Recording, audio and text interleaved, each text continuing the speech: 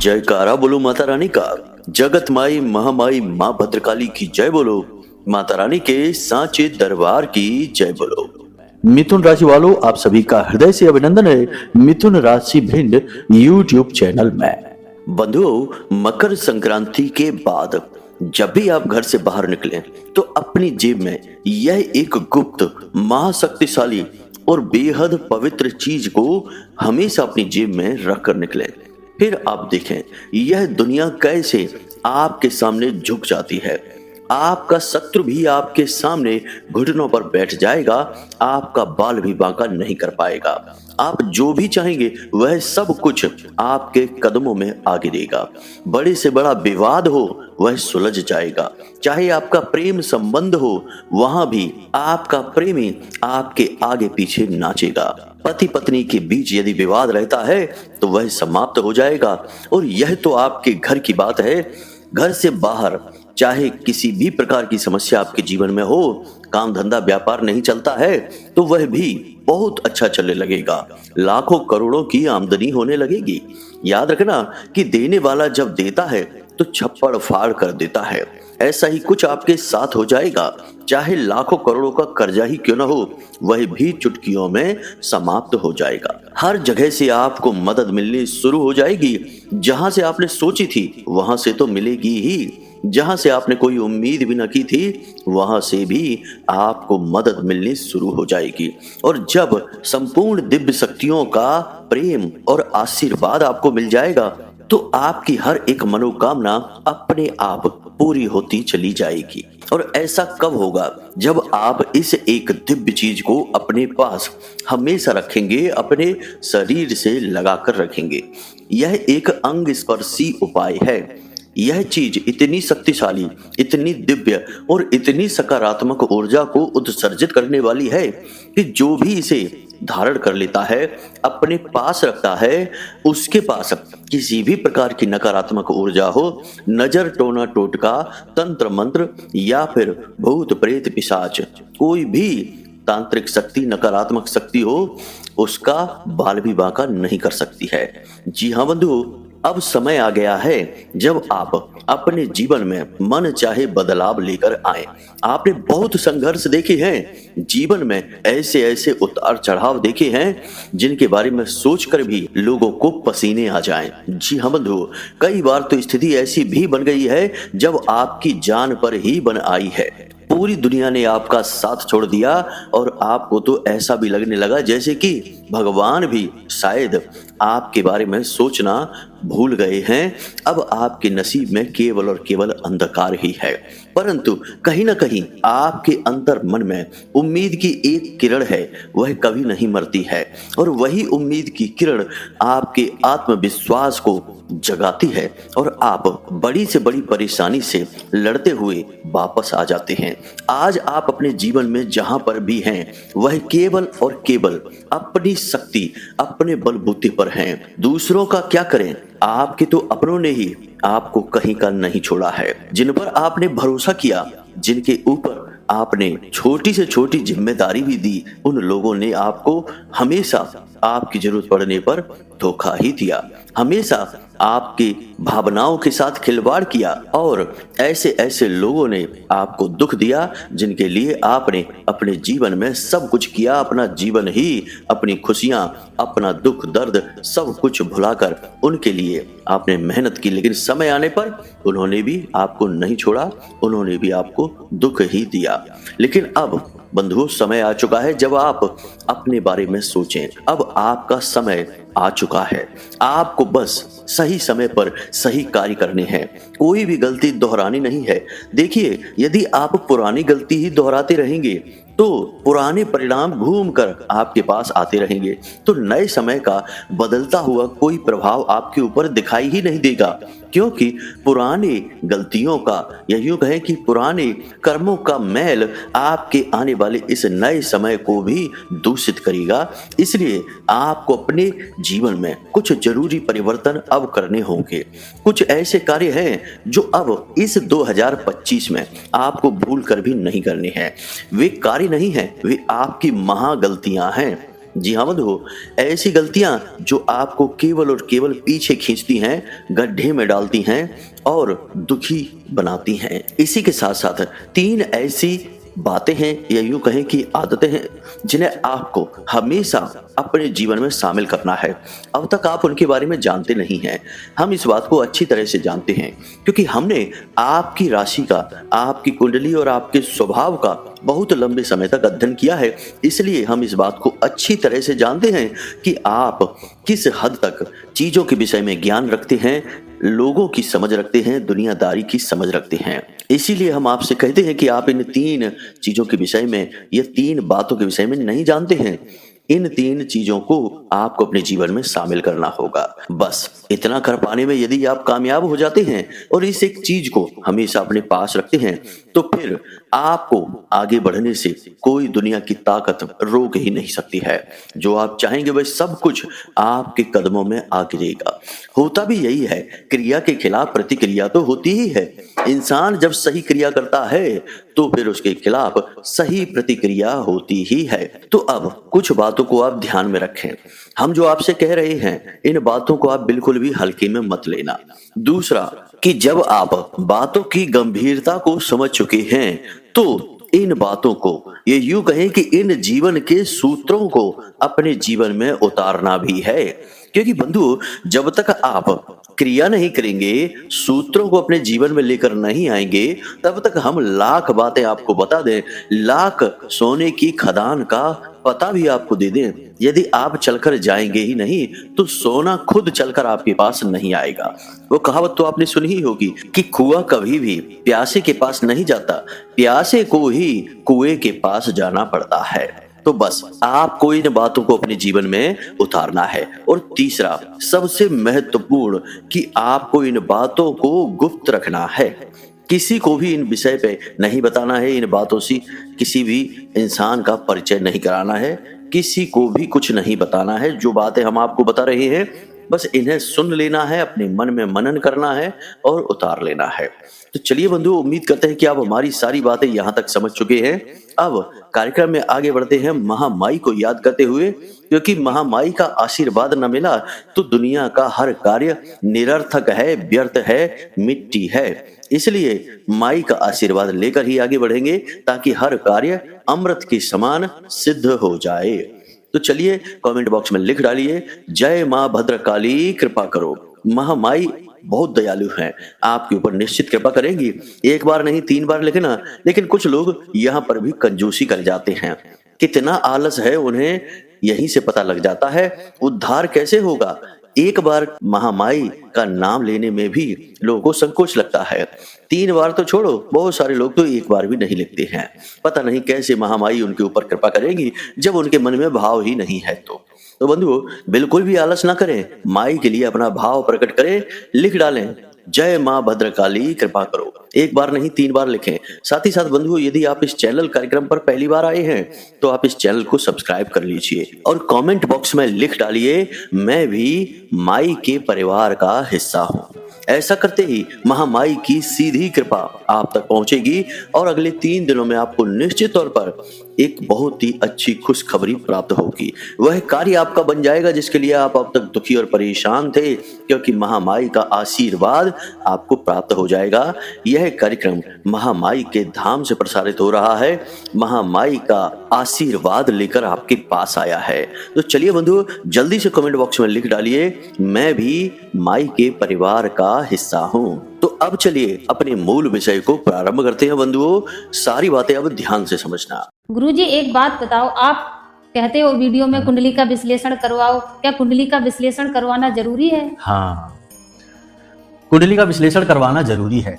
क्यों जरूरी है? देखो, जैसे हम बीमार होते हैं तो हम डॉक्टर के पास जाते हैं, अपनी रिपोर्ट लेकर जाते हैं और रिपोर्ट के आधार पर डॉक्टर हमें दवाइयां देता है और वे दवाइयां जब हम खाते हैं तो हमें आराम भी मिलता है और हम जल्दी ठीक भी हो जाते हैं।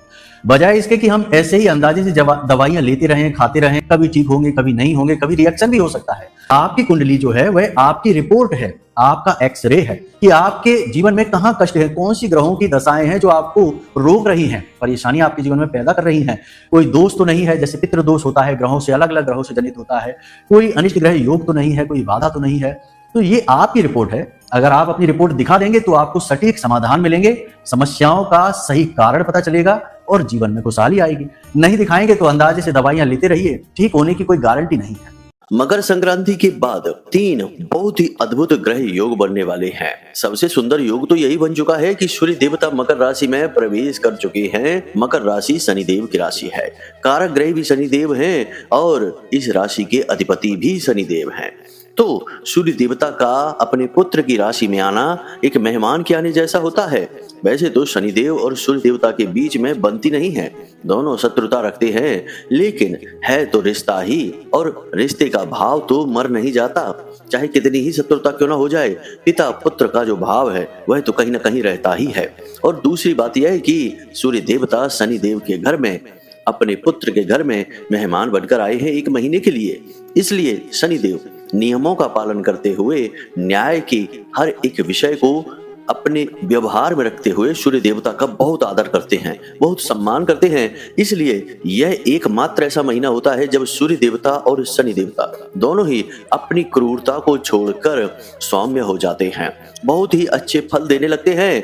इसका आपको बहुत अधिक लाभ प्राप्त होगा। जी हाँ बंधु, क्योंकि आपके जीवन में जो पीड़ाएं हैं कहीं ना कहीं वे पीड़ाएं शनिदेव और सूर्य देव की वजह से ही है। कैसे, जरा ध्यान से सुनिए। बनते हुए काम बिगड़ जाना, जो सोचते हैं वह नहीं होता, कुछ उल्टा सीधा ही हो जाना। आप कोई भी कार्य करने चले वह कार्य पूरा ही नहीं होगा, जरूरत से ज्यादा देरी होना, हर कार्य के लिए बहुत इंतजार करना और रुपए पैसे को लेकर हर वक्त परेशान रहना। जहां भी पैसा लगा दिया, जिसे भी दे दिया, वहां पैसा अटक गया, वापस ही नहीं आया। बहुत सारी और भी चीजें हैं, स्वास्थ्य को लेकर समस्याएं हैं, घर परिवार में भी थोड़ी बहुत उथल पुथल, खींचतान, रिश्ते नातों में प्रेम की कमी, यह सब शनिदेव और सूर्य देव की ही देन है। कहीं ना कहीं इनकी क्रूरता, नकारात्मकता आपको पीड़ित कर रही थी, लेकिन अब इस 1 महीने के लिए यह सारा वातावरण बदल जाएगा। अब यहाँ पर आपको कुछ जरूरी बातें हैं जिनका विशेष ध्यान रखना है। सबसे पहली बात कि हम पहले भी कार्यक्रमों में अपने बता चुके हैं कि प्रतिदिन आपको मंदिर जाना है। अपने आराध्य के, जिनकी भी आप पूजा पाठ करते हैं, जिनके लिए आपके मन में भाव हैं, उन आराध्य के मंदिर में आपको जाना है और नियमावली के अनुसार चालीसा पाठ अवश्य करना है। हनुमान जी के मंदिर जाते हैं तो चालीसा पाठ करें, भोले बाबा के मंदिर जाते हैं तो वहां पर भी चालीसा पाठ करें, या आप चाहे तो पंचाक्षरी मंत्र की 1 माला कर सकते हैं प्रतिदिन भोले बाबा को जल समर्पित करके। और भी जिन देवी देवता के मंदिर आप जाते हैं उनके लिए चालीसा पाठ वगैरह अवश्य करें। इनसे देवता का ध्यान आपकी ओर आता है। जी हाँ बंधु, ऐसे ही इन चीजों का प्रयोग नहीं किया जाता, इनसे दिव्य शक्तियां आकर्षित होती हैं। दूसरा कि मंदिर के दान पात्र में प्रतिदिन पूरे 1 महीने के लिए आपको छोटा सा अंशदान करना है। अपने हिंदू धर्म में, सनातनी परंपरा में, शास्त्रों में लिखा है कि एक इंसान को अपने जीवन का 10% यानी दशांश धर्म में, जन कल्याण में, दान में देना चाहिए। यानी दान देने का विधान है, दान के साथ धर्म जुड़ा है, इसीलिए तो दान धर्म कहा जाता है। तो आपको भी चुपचाप, चाहे 5 रुपए का सिक्का हो, 10 रुपए हो, 20 रुपए हो, जितनी आपकी क्षमता है, योग्यता है, उतना दान पात्र में चुपचाप डालकर चले आना है। मंदिर के दान पात्र में डाला हुआ धन शुभ कार्यों में ही, धर्म के कार्यों में ही प्रयोग होगा और आपका अपने आप उसमें हिस्सा या योगदान बन जाएगा। ये बहुत ही महत्वपूर्ण क्रिया है। दूसरा कि यदि आपके अंदर कोई गलत आदत है, जैसे आप शराब पीते हैं या आप धूम्रपान करते हैं या फिर आप कोई भी अलग व्यसन रखते हैं, जैसे कि तमाम तरीके के व्यसन होते हैं, नशे वगैरह होते हैं, हम तो 2-4 चीज़ों के बारे में ही आपको बता पाएंगे क्योंकि इनका ही हमें अधिक ज्ञान है, इनके बारे में सुना है, देखा है आसपास। तो लोग अक्सर शराब पीते हैं, धूम्रपान करते हैं और तंबाकू वगैरह का सेवन करते हैं। तो ये सारी चीज़ें यदि आपके अंदर हैं तो इस 1 महीने के लिए, जब तक सूर्य देवता मकर राशि में है, तब तक आपको इन चीज़ों का त्याग करना है। वैसे तो हम यही कहेंगे कि आप आजीवन इन चीजों का त्याग कर दें, क्योंकि ये चीजें कहीं ना कहीं आपके जीवन में भयंकर नकारात्मकता को लेकर आती हैं, आपके मन, मस्तिष्क और वातावरण को दूषित करती हैं। तो इन्हें हमेशा के लिए त्याग दें। लेकिन यदि आप ऐसा नहीं कर पा रहे हैं तो कम से कम इस 1 महीने के लिए तो इन्हें त्याग ही दें। यह बहुत ही पवित्र होता है पूरा का पूरा महीना। इसी के साथ साथ आपको अपनी सेहत का भी बहुत ख्याल रखना है, क्योंकि इस पूरे वर्ष में 2025 में आप अपनी सेहत का यदि ख्याल नहीं रखेंगे तो आपको मंगल देव किसी कीमत पर आगे नहीं बढ़ने देंगे। याद रखना कि मंगल एक सैनिक हैं, सेनापति हैं। वे स्वास्थ्य को लेकर बहुत अधिक जागरूक रहते हैं। तो आपको जब तक अपने स्वास्थ्य की चिंता नहीं होगी, स्वास्थ्य आप सुधारेंगे नहीं, यानी कि योग, प्राणायाम, कसरत वगैरह को अपने जीवन में शामिल नहीं करेंगे, उल्टा सीधा खान पान करके अपनी सेहत को बर्बाद करते रहेंगे, तो मंगल देव आपसे क्रोधित हो जाएंगे, आपको कहीं से भी लाभ नहीं पहुंचाएंगे। हर वक्त आपके जीवन में अड़चने आएंगी और यह साल भी आपका दुख तकलीफ में गुजर जाएगा। तो यह कार्य आपको करना है, अपनी सेहत का ख्याल रखना है। इसी के साथ साथ वस्त्र जिन्हें आपने एक बार पहन लिए हैं उन्हें दोबारा ना पहने, उन्हें दोबारा पहनने से पहले अच्छी तरह से धो दें। ऐसा अक्सर होता है कि लोग एक ही वस्त्र को कई दिनों तक लगातार पहनते रहते हैं, बाद में उसे धोते हैं। यदि आपके अंदर यह दुर्गुण है कि आप एक बार पहने हुए वस्त्र को दोबारा फिर बिना धोए पहन लेते हैं, तो यह आपके जीवन में दरिद्रता को लेकर आता है। यह दरिद्रता को आकर्षित करने वाली आदत है, इससे आपको छुटकारा प्राप्त करना होगा। तो जब आप अपने वस्त्र को पहन लें, उसके बाद अपने वस्त्र को जब आप धोने जाएं, तो जिस जल से आप अपने वस्त्र को धोएं उस जल में थोड़ा सा समुद्री नमक अवश्य डाल लें। होता यह है कि जब हम वस्त्र पहने रहते हैं तो हमारे आसपास जितनी नकारात्मकता है वह कहीं ना कहीं वस्त्रों में भी समाहित हो जाती है। आखिर वस्त्र हमारे शरीर से चिपके रहते हैं, तो हमारे शरीर से जितनी भी नकारात्मकता है वह वस्त्रों में भी आ जाती है। तो आपको क्या करना है कि इस नकारात्मकता को कहीं ना कहीं दूर करना है, और नमक सर्वोत्तम माध्यम है इस नकारात्मकता को दूर करने का। तो जब आप अपने वस्त्र धोएं तो उसमें थोड़ा सा नमक जरूर मिला लें। अब सबसे महत्वपूर्ण बात कि प्रतिदिन सूर्योदय से पहले जागें। यह बहुत ही जरूरी है आपके जीवन में सकारात्मकता को लाने के लिए। अब आप जब सोकर जागे तो तुरंत अपने बिस्तर को ना त्यागें। सबसे पहले कराग्रे मंत्र का जाप करें, उसके बाद कम से कम 10 से 15 मिनट के लिए आंखें बंद करके अपने ही बिस्तर पर सुखासन में पालथी मार कर बैठ जाएं और मन ही मन इस बात को विचार करें कि ईश्वर की परम पवित्र ऊर्जा आपके आसपास है। इस ऊर्जा ने आपको चारों तरफ से घेर रखा है। यह ईश्वर का प्रेम है, उनका आशीर्वाद है और आपके हृदय की सच्चाई है, आपके दिल की सुंदरता है जो इस ऊर्जा को खींचकर आपकी ओर ला रही है। ईश्वर जो न केवल इस संसार के, इस ब्रह्मांड के, बल्कि अनंत कोटि ब्रह्मांड के पिता हैं, हमारे सबके परम पिता हैं। इनके आशीर्वाद और प्रेम की कोई सीमा नहीं है। ऐसा ईश्वर का प्रेम और आशीर्वाद आपके आसपास मंडरा रहा है, आप इसमें डुबकियां लगा रहे हैं। ईश्वर की शुद्ध सकारात्मक ऊर्जा ने आपको घेर लिया है, आप ईश्वर के प्रेम में डूब चुके हैं। इस तरीके के विचार आपको अपने मन में लेकर आने हैं। यह विचार लाने से आप उस परम चेतना से, ब्रह्मांडीय चेतना से जुड़ जाएंगे, या यूं कहें कि ईश्वर से सीधे आपका संपर्क हो जाएगा। अब बहुत सारे लोग कहेंगे कि हमें तो कुछ महसूस ही नहीं हुआ, हमने तो यह कर लिया तब भी हमें कुछ पता ही नहीं चला। तो इतना आसान नहीं होता है, ये आदतें हैं, काम नहीं। काम 2 दिन 4 दिन करेंगे तो उसके परिणाम दिख जाएंगे, लेकिन आदत का परिणाम लंबे समय के बाद दिखता है। और यह धारणा का विधान है। हमारी यौगिक परंपरा में धारणा का विधान ही ईश्वर से भेंट करवाता है, तप और मेहनत को सफल कराता है। तो शुरुआत में हो सकता है कि आपको कुछ अजीब सा लगे कि हम यह क्या कह रहे हैं, क्या सोच रहे हैं, लेकिन धीरे धीरे आपको खुद महसूस होने लगेगा, खुद अपने आसपास वह पवित्र ऊर्जा महसूस होने लगेगी और फिर आप खुद ही बिना बताए ही इस कार्य को और लंबे समय तक करने लगेंगे। सुबह सुबह का ऐसा समय होता है जिसे हम बहुत पवित्र समय, दिव्य समय कह सकते हैं, क्योंकि माया उस समय सोकर जाग रही होती है और इस संसार में सारी हलचल समाप्त होती है, या यूं कहें कि बहुत ही कम होती है, निम्न स्तर की होती है। यही वह समय होता है जब आप ईश्वर से सीधे जुड़ सकते हैं। तो बस आंख बंद करके 10 से 15 मिनट के लिए बैठ जाइए और महसूस करिए कि ईश्वर का प्रेम कैसे आपकी ओर आ रहा है। फिर उसके बाद अपने बिस्तर को त्यागने से पहले इन 3 मंत्रों का 3-3 बार उच्चारण करें। स्थान देवताभ्यो नमः, कुल देवताभ्यो नमः, पितृ देवताभ्यो नमः। इन 3 मंत्रों का उच्चारण अवश्य करें। जो भी देवता हैं आपके आसपास हैं उनको नमः, आपके कुल देवी और आपके पितृ देवता इनको भी आपने नमस्कार किया है। अब अपना हाथ अपने नाक के पास ले जाए और सांस को बाहर निकाले। नासिका के जिस भी छिद्र से श्वास बाहर आ रही है उसी पैर को अपने बिस्तर से नीचे रखें।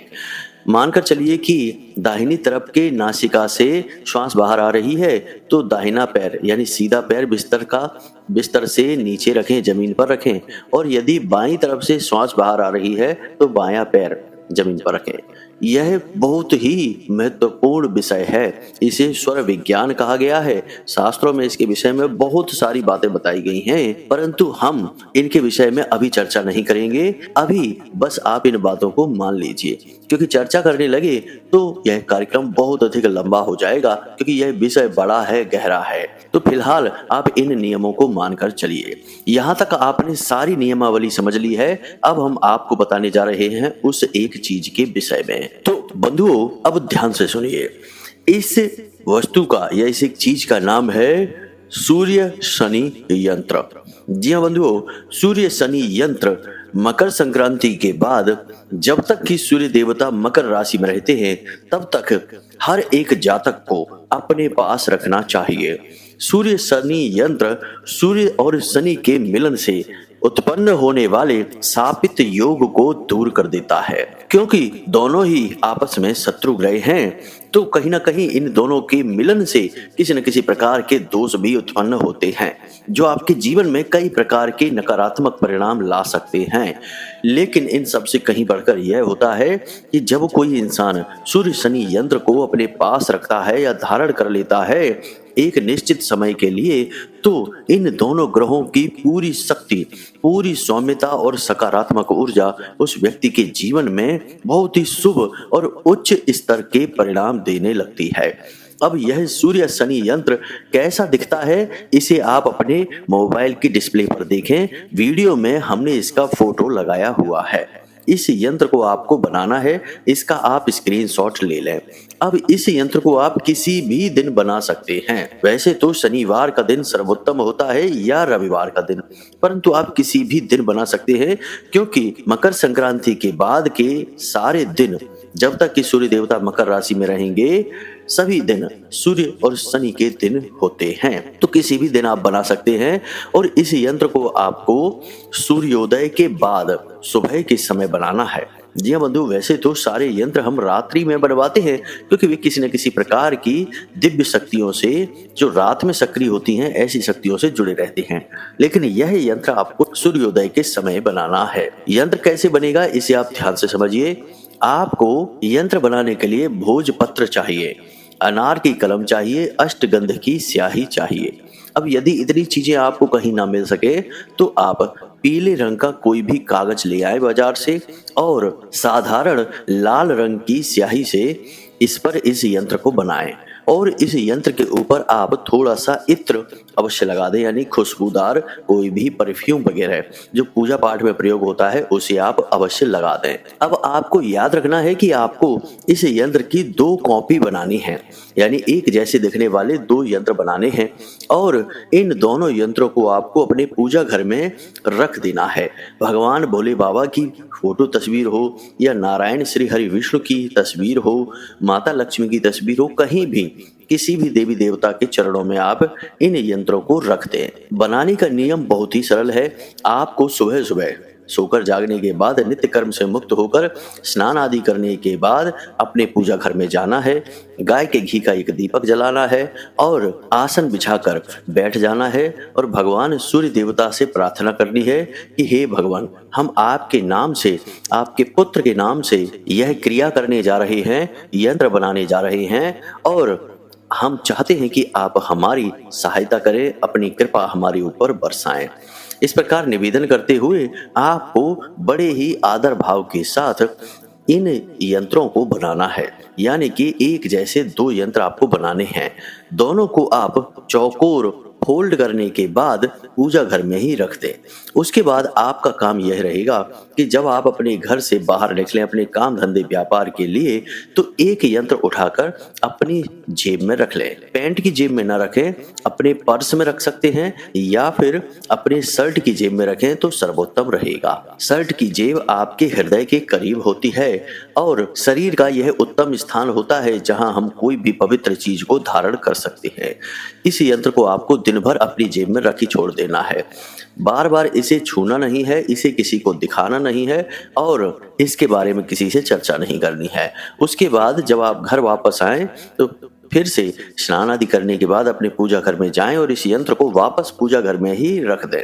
अगले दिन उनमें से कोई भी एक यंत्र उठाकर फिर से जेब में रखें और अपने काम पर चले जाएं। एक यंत्र आपकी जेब में रहेगा और एक यंत्र आपके पूजा घर में रखा रहेगा। इस प्रकार यह क्रिया लगातार चलती रहेगी। अब याद रखना कि यह क्रिया केवल तब तक ही चलेगी जब तक सूर्य देवता मकर राशि में गोचर कर रही हैं। यानी कि सूर्य देवता का गोचर है 12 फरवरी 2025 रात को 9:56 तक मकर राशि में सूर्य देवता रहेंगे, फिर कुंभ राशि में चले जाएंगे। तभी तक आपको यह यंत्र रखना है अपने पास। उसके बाद आपको इन यंत्रों को किसी बहते हुए जल में विसर्जित कर देना है। बस इतना सा करना है। उसके बाद इन यंत्रों को आपको प्रयोग नहीं करना है, वरना इनका नकारात्मक प्रभाव आपके ऊपर पड़ने लगेगा। याद रखना कि यह क्रिया बहुत ही शक्तिशाली है और 2 महाशक्तिशाली ग्रहों की सकारात्मक ऊर्जा, उनका प्रेम और आशीर्वाद आपको दिलवाएगी। बस चुपचाप इस क्रिया को करते रहना है, किसी से इस विषय में चर्चा नहीं करनी है। अब यंत्र के ऊपर और नीचे एक एक मंत्र लिखा है। इस मंत्र को भी आपको अवश्य लिखना है। बहुत ही आवश्यक है इन मंत्रों को लिखना, वरना ये यंत्र जागृत नहीं होंगे। बस इतनी सी बातों को आपको ध्यान रखना है और आप देखिए कि कैसे यह पूरा महीना चमत्कारी ढंग से आपके जीवन में अद्भुत परिवर्तन लेकर आएगा। आप निश्चित तौर पर कुछ ना कुछ ऐसा अवश्य कर लेंगे जिससे आपका जीवन एक नई दिशा प्राप्त कर लेगा, उन्नति की ओर आगे बढ़ जाएगा। जी हाँ बंधुओं, तो चलिए हम उम्मीद करते हैं कि जो बातें हमने आपको बताई हैं, इन बातों का प्रयोग करके आप अपने जीवन को निश्चित तौर पर बदल पाएंगे। यदि कोई प्रश्न आपके मन में उठे या कुंडली विश्लेषण कराना हो तो वीडियो में नंबर दिया गया है, इस नंबर का प्रयोग करें और कहीं से कोई भी नंबर ना लें, वरना धोखेबाजी आपके साथ हो सकती है। इस नंबर पर फोन करें, अपनी डिटेल बताएं, थोड़ी सी दक्षिणा लगेगी और आपकी कुंडली का श्रेष्ठतम आकलन हम स्वयं करके आपको दे देंगे। तो चलिए बंधु, आज के इस कार्यक्रम में यहीं से विदा लेते हैं। हमेशा हंसते रहिए, मुस्कुराते रहिए, सकारात्मक रहिए और दिन में एक बार मंदिर अवश्य हो आइए। महामाई पर अपनी आस्था और विश्वास बनाए रखिए, क्योंकि आपका कल्याण तो वहीं से होना है। तो प्रेम से बोलिए जय माई की, जय मां भद्रकाली। महामाई आपका कल्याण करें। धन्यवाद।